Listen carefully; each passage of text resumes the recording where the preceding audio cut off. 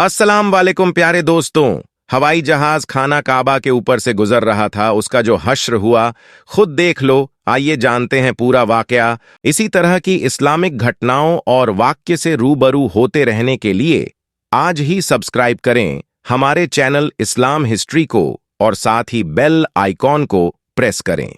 सदियों से इस्लाम धर्म के तीर्थ माने जाने वाले मक्का में हर साल करोड़ों की संख्या में लोग हज करने के लिए पहुंचते हैं। इस्लाम में मक्का और मदीना को जन्नत का दरवाजा माना गया है, इसलिए हर सच्चा मुसलमान जिंदगी में एक बार यहां जरूर जाने की ख्वाहिश रखता है। मक्का में ही पवित्र काबा है, जिसकी परिक्रमा कर हर मुसलमान खुद को खुशकिस्मत मानता है। यही वह जगह है जहां हज यात्रा पूरी होती है। इसकी आधारशिला आज से लगभग 1400 वर्ष पूर्व मोहम्मद पैगंबर साहब ने खुद रखी थी, जो पहले ढका हुआ नहीं था, मगर बाद में इस चौकोर कमरानुमा इमारत को काले रंग की चादर से ढक दिया गया है। वहीं इसके चारों ओर मस्जिद बनाई गई, जिसमें हज के लिए आए लोग अल्लाह की इबादत करते हैं और अपने किए गुनाहों की माफी मांगते हैं। मगर हैरानी की बात है कि इसे लेकर कुछ समय से एक जानकारी खासी वायरल हो रही है, जिसके मुताबिक काबा के ऊपर से कोई भी हवाई जहाज तो क्या परिंदा तक गुजर नहीं सकता। इस दावे के साथ सोशल मीडिया पर कई तरह की पोस्ट वायरल हो रही हैं, जिसमें यह दावा किया जा रहा है कि काबा शरीफ दुनिया की एक ऐसी जगह है जिसके ऊपर से आज तक कोई भी परिंदा नहीं गुजरा है और दुनिया भर के किसी भी एयरलाइन का कोई भी जहाज भी आज तक काबा शरीफ के ऊपर से नहीं गुजर पाया है।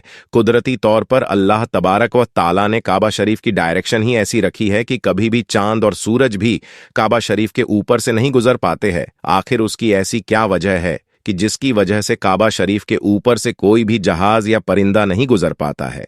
और अगर कभी कोई गुजरने की कोशिश भी करता है तो उसको या तो कुदरती तौर पर वहां से धकेल दिया जाता है या फिर वह जलकर तबाह और बर्बाद हो जाता है। मुस्लिम समुदाय में अगर किसी ने जन्म लिया है तो उसके लिए जीवन में कम से कम एक बार हज यात्रा पर जाना अनिवार्य माना जाता है। मक्का में हज पर जाने वाले मुस्लिमों को हाजी कहा जाता है। यहां मुसलमानों के पवित्र धर्मस्थल काबा पहुंचकर हज यात्री परिक्रमा करते हैं और काबा की पूर्वी कोने में लगे काले पत्थर को चूमते हैं। काबा के पूर्वी कोने में एक छोटा सा काला पत्थर लगा हुआ है।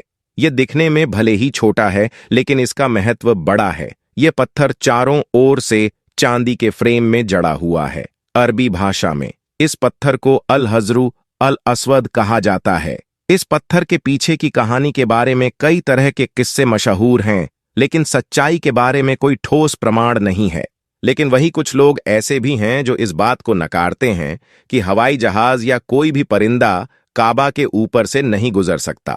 मगर हम आपको बता देते हैं कि यह झूठ और गलत नहीं है, बल्कि बिल्कुल सच है। आज तक कोई भी जहाज काबा शरीफ के ऊपर से गुजर नहीं पाया है। उसके बारे में बात करते हुए कासिम ने, जो कि पिछले 30 सालों से सऊदी अरब के मक्का शहर में काम कर रहा है, उसने बताया कि मैं पिछले 25 सालों से खाना एक काबा में रहकर साफ सफाई के काम को अंजाम दे रहा हूं।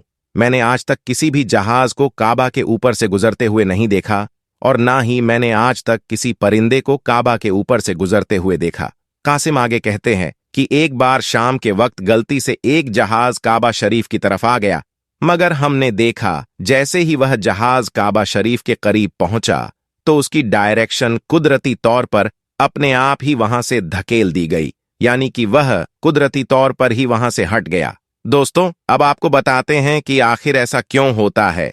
अल्लाह तबारक व ताला ने काबा शरीफ में ऐसी क्या खास बात रखी है जिसकी वजह से कोई भी परिंदा काबा शरीफ पर से गुजर नहीं पाता है और ना ही कोई जहाज।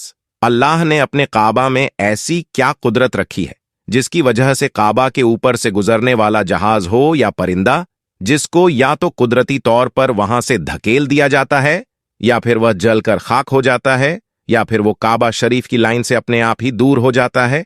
क्या आपको यह मालूम है कि काबा शरीफ की तादाद 2 है? एक तो काबा शरीफ मक्का में है और दूसरा काबा शरीफ के ऊपर सीधा जन्नत में मौजूद है, जिसको रिवायतों में बैतुल मामूर कहा गया है, जहां पर हर वक्त 70,000 फरिश्ते दिन रात तवाफ करते रहते हैं। अब दोस्तों, आपको 3 ऐसी बड़ी वजह बताते हैं जिसकी वजह से मक्का शरीफ के ऊपर से कोई भी जहाज या परिंदा गुजरता नहीं है। यानी कि काबा के ऊपर से जहाज या परिंदे के ना गुजरने की 3 असल वजह आपको बताते हैं। सबसे पहली वजह तो यह है कि जिन इलाकों में ऑयल रिफाइनरीज मौजूद होती है वहां पर भी किसी भी फ्लाइट या हवाई जहाज को गुजरने की इजाजत नहीं मिल पाती है, क्योंकि ऐसी जगह पर अगर कभी कोई हवाई जहाज गिर जाए तो फिर आप सोचिए कि वहां पर कितना बड़ा और कितना खौफनाक हादसा हो सकता है और कितनी ज्यादा जान माल का नुकसान हो सकता है। और मक्का शरीफ दुनिया की एक अहम जगह है। यही वजह है कि किसी भी हवाई जहाज को काबा शरीफ के ऊपर या करीब भी आने की इजाजत नहीं है, क्योंकि खुदा ना खास्ता अगर कभी कोई गैर मुस्लिम या काफिर या फिर कोई दहशतगर्दी के इरादे से किसी हवाई जहाज हाईजैक करके मस्जिद ए हराम के पास में ले जाकर उसको मार दे तो फिर कितना बड़ा नुकसान हो सकता है। इसलिए सऊदी हुकूमत ने पूरी दुनिया के लिए यह वार्निंग जारी की हुई है कि अगर किसी ने भी काबा के ऊपर से हवाई जहाज गुजारने की कोशिश की तो उसको मिसाइल मारकर फौरन तबाह और बर्बाद कर दिया जाएगा। तो दोस्तों, इससे मालूम होता है कि सऊदी हुकूमत की वजह से भी किसी भी हवाई जहाज को काबा शरीफ के ऊपर से गुजरने की इजाजत नहीं दी गई है।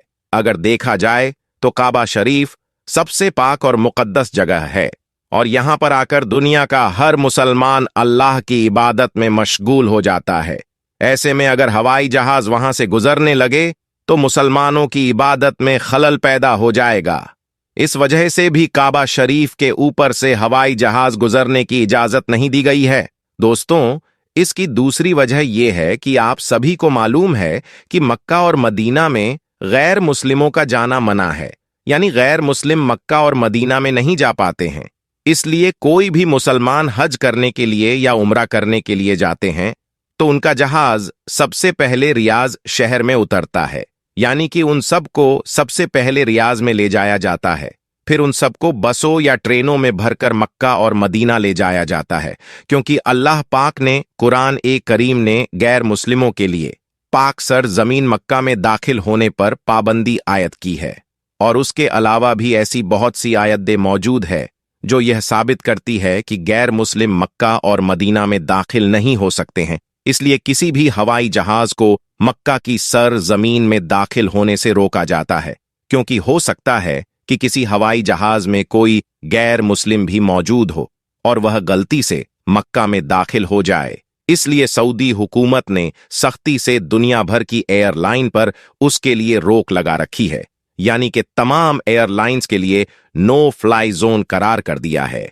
उसके अलावा इसकी तीसरी वजह भी बताई जाती है कि काबा शरीफ को दुनिया का सेंटर माना गया है, यानी कि काबा दुनिया के बीचों बीच में मौजूद है और आज इस बात को साइंस भी मानती है।